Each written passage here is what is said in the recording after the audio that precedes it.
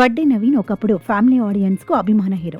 Career beginning లో వరుస విజయాలతో ఆకట్టుకున్న ఆయన తదుపరి పరాజయాలను చవిచూశారు. దాంతోపాటు పలు కారణాల వల్ల సినిమాలకు గ్యాప్ ఇచ్చారు. 2016లో రామ్ గోపాల్ వర్మ తెరకెక్కించిన అటాక్ చిత్రంలో చివరిసారిగా ఓ పాత్రను పోషించారు.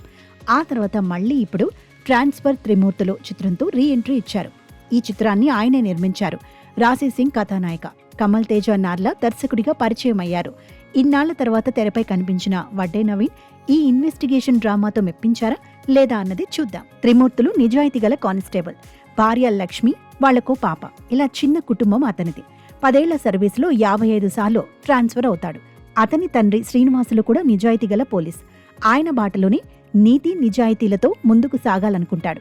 అలా అరకులోని ఓ పోలీస్ స్టేషన్కు ట్రాన్స్ఫర్ కాగా అక్కడ ప్రియమ్మ అనే యువతి మానభంగంకు సంబంధించిన ఎఫ్ఐఆర్ కాపీ దొరుకుతుంది. దానిని ఫైల్ చేసింది త్రిమూర్తులు తండ్రి. అసలు 20 ఏళ్లుగా ఆ కేసు పక్కన పడేయటానికి కారణం ఏంటి?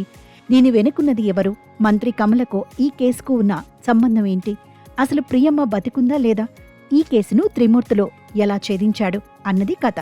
అన్యాయం జరిగిన ఓ గిరిజన యువతికి న్యాయం చేసే క్రమంలో ఓ పోలీస్ కానిస్టేబుల్ కు ఎలాంటి సవాళ్లు ఎదురయ్యాయి అన్నది ఈ సినిమా ఇతివృత్తం.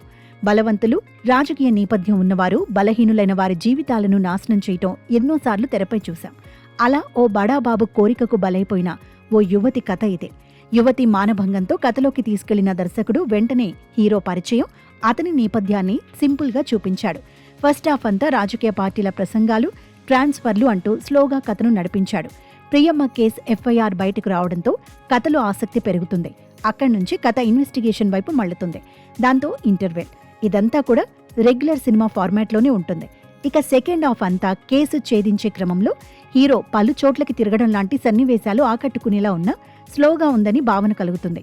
అయితే ఫస్ట్ హాఫ్తో పోలిస్తే సెకండ్ హాఫ్ కాస్త బెటర్ అనిపిస్తుంది. ఇందులో కొత్తగా అనిపించిన విషయం ఒకటే. జనరల్గా రేప్ కేసును కోర్టులో ప్రొడ్యూస్ చేస్తే బాధిత మహిళను ఎలా జరిగింది, ఎన్నిసార్లు జరిగింది, ఎంతమందితో జరిగింది అంటూ ప్రశ్నలతో వేధిస్తుంటారు. కానీ ఈ చిత్రంలో బాధిత గిరిజన యువతి బతికున్నా మరణించిందని ఫైల్ అయి ఉండటంతో ఆమెను బయటకు తీసుకురాకుండా కేసును పూర్తి చేస్తారు. అది మాత్రం ఉన్నంతలో కొత్తగా అనిపిస్తుంది.